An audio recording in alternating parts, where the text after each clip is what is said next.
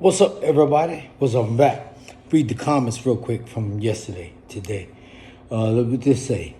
This says Bud Corner will save him in the 10th or the 11th round, meaning that Bud's Corner will throw in the towel and they'll stop Spence from beating him.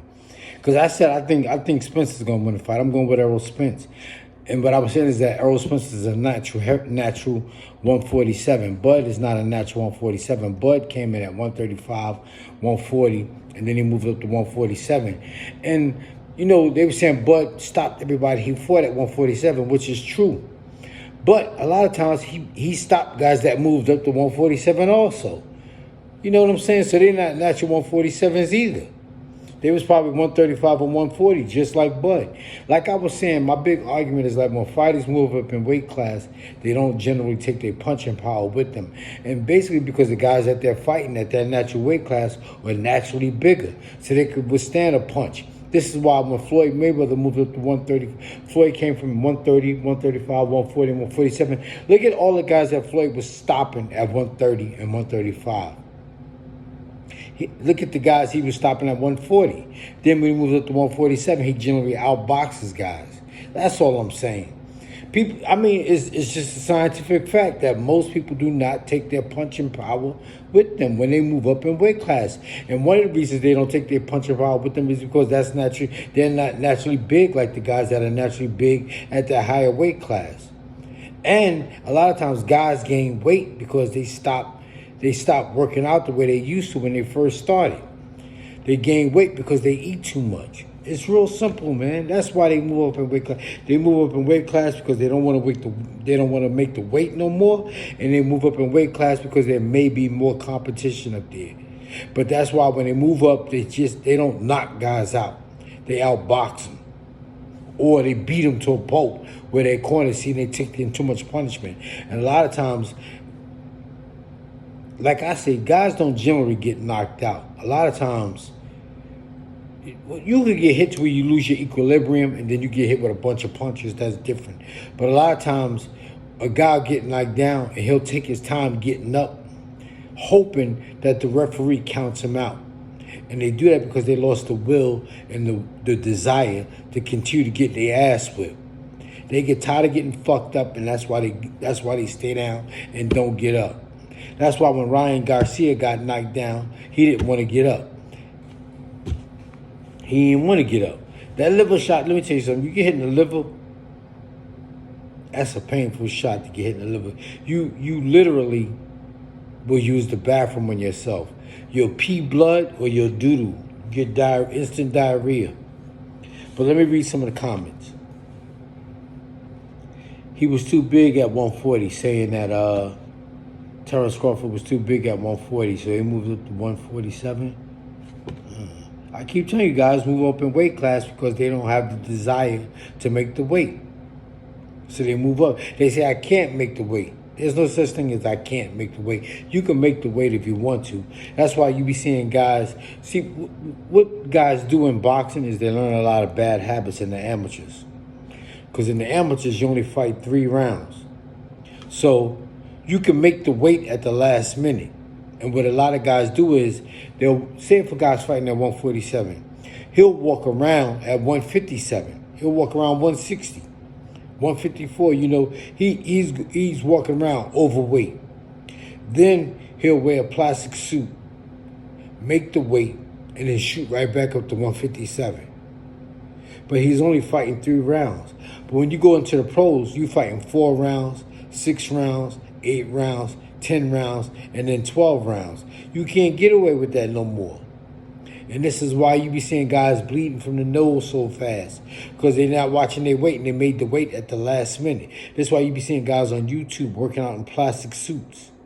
That's an amateur mindset. When you get into pros, I keep telling you, anytime a guy, that's what happened when Miguel Cotto fought Manny Pacquiao. Manny Pacquiao, the first thing Cotto started doing is start bleeding from the nose. Then you get cut up here. And then you just can't take no more. He in the corner stopped it.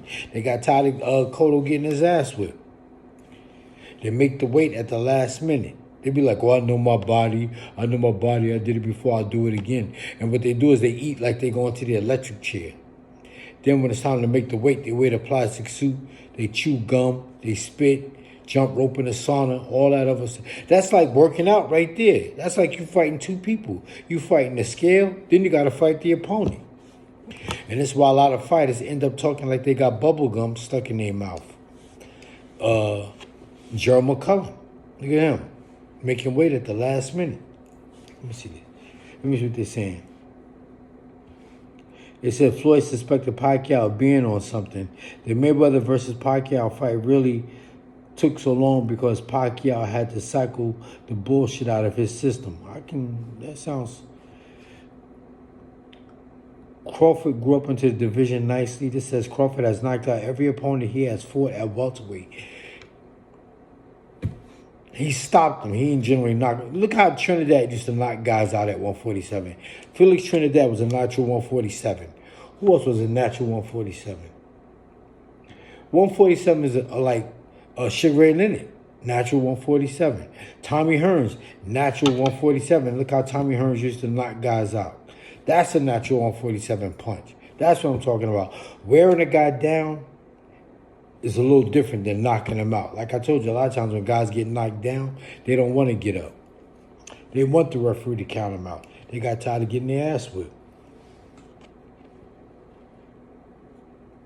So how Crawford don't have a 147 punch?